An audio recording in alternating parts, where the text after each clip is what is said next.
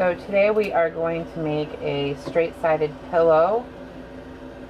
I am using the straight-sided pillow Trio Large. I'm going to make the smallest of the cavities. And so you want to start by heating your mandrel up just like normal and getting the footprint is critical, and you want there to be a nice, in order to get the nice bead end, so you want to lay the glass in a little tube, because what we're doing is we're making a square, and glass doesn't really want to be square, it wants to be round, so we need to give it a little focus in that direction. So we are going to make a little tube bead that is slightly more narrow than the press is wide. So we're going to make it a little more narrow than the press is wide, and it doesn't have to have a smooth surface on it. It's mainly just that we've got that basic shape, but if you wanted to even things out a little bit, because part of mine is higher and part of it is lower, you can just use your press as a marver. And we're going to heat that up. And we want to add glass to the tube without changing the shape.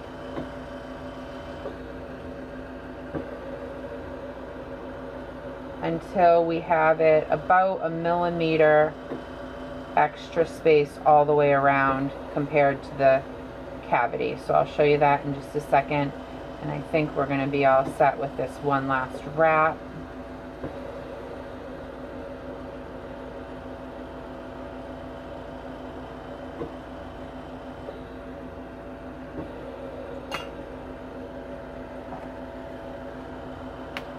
And I often have the press in my hand so that I can use it as a marver and to judge how much glass I have. So again, I'm just going to marver that tube. I'm going to look, and yes, there's about a millimeter space all the way around that bead. So that should be about enough glass, and I will also show you how to add a little glass as well as take some away. So I'm going to heat the glass again, and I'm going to lay it in the cavity and make sure my Z's are matching, and I'm going to press. So as you can see, wasn't quite enough glass here. So one of the things that you can do, if it was closer to the right amount and but still a little low, you could heat the whole thing and press again, and that can help it to move into the corners. I know this is lacking a little too much to do that. So what I do is I heat the glass and I make a dot on the face. So some people assume, well, it's a little low in the corner, so I'm going to put a little dot here, or I'm going to pull a stringer and I'm going to try and add a little bit of glass so I don't get too much.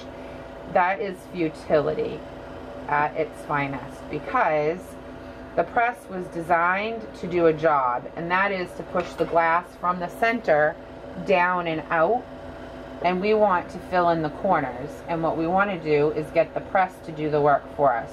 So I'm going to add glass to the face, and I'm going to heat the whole thing, not to the point that I'm losing the shape of the original pressing, but enough that I have some like plasticity and pliability in there. And I'm going to bring it over, and I'm going to lay it in the cavity again. And so now we're getting closer.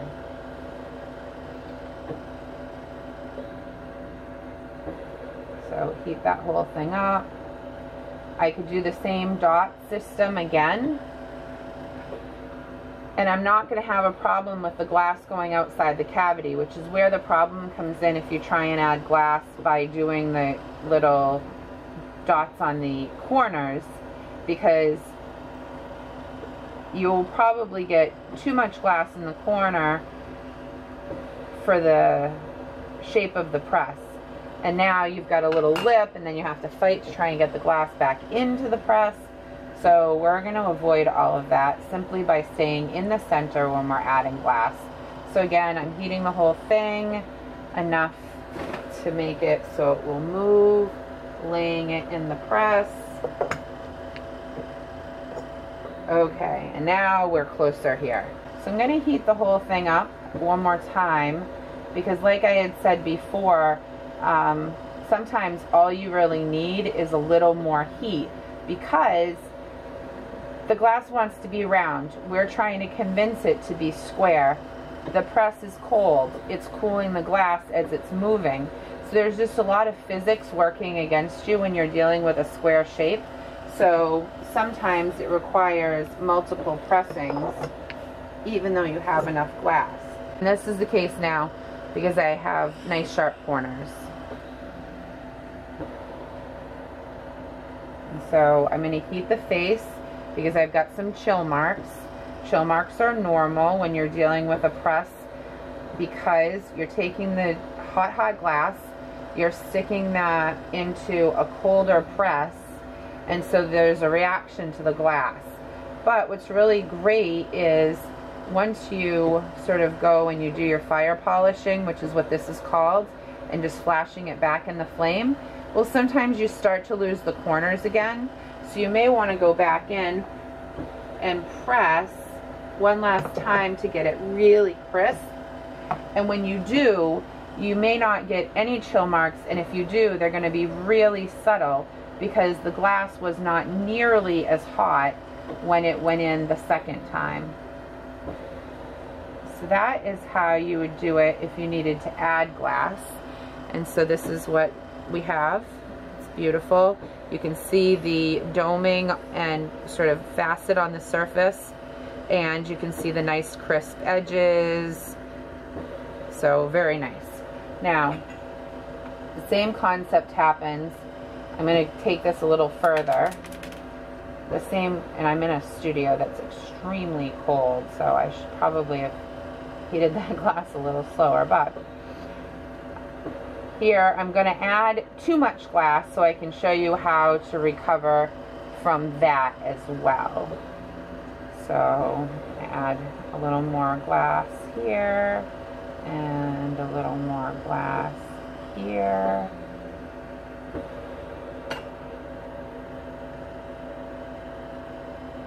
And again, I'm going to heat it all up so I can press and hopefully create a difficult situation to get out of. Lay that in, bring that down. Oh, the press isn't coming together all the way, so now I'm getting kind of, it's not even pressed all the way, and I'm getting kind of little edges on sort of divots there. So I know this is not a good situation. So what I can do is sometimes if you have just a little bit too much glass, you can again heat the whole thing, gently press, and it will redistribute enough glass. So we're going to try that here, but this has definitely made a much thicker bead than we had before. But the surface face will still be the same, so within reason you can get away with that. But no, we still have some divots or little lips happening on the edge. So again, a lot of times people would be prone to try and pull the glass off here, off the edge here, because that's where there's too much glass, especially if you have a more pronounced lip. And what I would recommend is instead you bring it back out of the center of the glass, of the shape. And you like to do it evenly on both sides, so we added dots of glass to both sides. We're also gonna, I'm really working this one teeny tiny little bead, and it's starting, the bead release is starting to say, yeah, right. But you kind of get the point. So when you pull the glass out of the center, again, you're creating an environment where you're kind of sucking everything back into the center, so the outside edge of the bead became smaller as we pulled as well. So when we heat this back up one more time and lay that in the press one more time, we're back to a nice crisp shape with nice crisp edges. And again, we can sort of fire polish the center here, and then we would add their decorations if we were doing raised decorations and whatnot. But it's just a gentle fire polish, and now we've got smooth surfaces. We still have the facets showing, and we have a nice crisp edge. And that is how you make a straight-sided pillow, so a square shape that has the glass just perfect, not quite enough, and a glass a little bit too much. So thank you, and have a beautiful night.